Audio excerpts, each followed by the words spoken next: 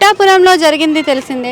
ఫోటోల గురించి సేమ్ కూటమికి చెందిన ఇద్దరు దొరబాబు గారు కానీ ఇటు వర్మ గారు కానీ గొడవ పడడం కూడా మనకు తెలిసిందే. అయితే ఈ విధంగా ఒకటే కుటుంబకి చెందిన వ్యక్తులు గొడవ పడడం కరెక్టే అంటారా?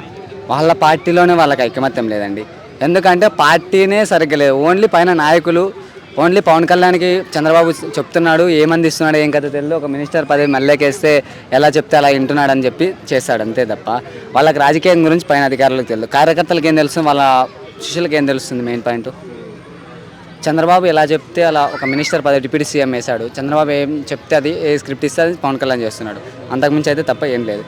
వాళ్ళ వాళ్ళకి అది ఉంది. మెయిన్ పాయింట్ త్యాగం చేసిన వర్మనే దాడి చేయడం చాలా ఘోరం. ఇది వాళ్ళ కృతజ్ఞత లేదు పార్టీ గురించి. అంటే ప్రతిపక్షం నుంచి వచ్చిన వ్యక్తి దొరబాబు నీ జాతకం అంటే నాకు అంతా తెలుసు అని చెప్పేసి ఇక్కడ వర్మ గారు అంటున్నారు. వర్మ గారి జాతకం అంతా నాకు తెలుసు అని దొరబాబు గారు అంటున్నారు. మరి ఏమంటారు వీటి గురించి? అది వాళ్ళ గురించి అంటే ఎవరికి ఉన్న వాళ్ళ పర్సనల్స్ ఉంటాయండి. జాతకాలు అనేది ఎవరికైనా చిన్నప్పుడు కింది స్థాయి నుంచి వచ్చిన వాళ్ళే. అక్కడ లోకల్ నాయకులే వాళ్ళు కూడా. పవన్ కళ్యాణ్ అనే వ్యక్తి ఇక్కడ నుంచి నాన్ లోకల్, అక్కడికి వెళ్ళి వర్మ గారు త్యాగం చేసి గెలిచారు.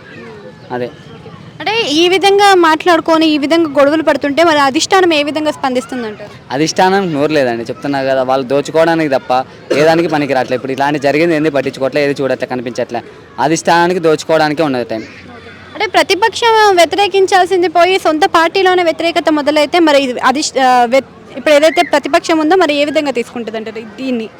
ఇంకొకసారి అడగండి. ప్రతిపక్షానికి ప్లస్ అవుతుందా లేదా దీనికి ప్లస్ అవుతుందా? ప్రతిపక్షానికి ప్లస్ అవుతుంది. వర్మ ఇంకొక నాకు తెలిసి అయితే వైసీపీలోకి రావడానికి కూడా అవకాశాలు ఉన్నాయి.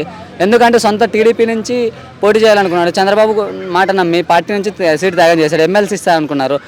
పార్టీ గురించి, ప్రజల గురించి, ఆంధ్రప్రదేశ్ రాష్ట్రం గురించి ఏం తెలియని నాగబాబుకి ఎమ్మెల్సీ కట్టబెట్టారు. పవన్ కళ్యాణ్ వాళ్ళ అన్న అని చెప్పేసి కష్టపడిన నాయకులు ఎవరికి లేదు. అందుకని షిఫ్ట్ అనేది ప్రతిపక్షానికి ప్లస్ అవుతుంది కానీ అధికార పక్షానికి ఎందుకు అవుతుంది?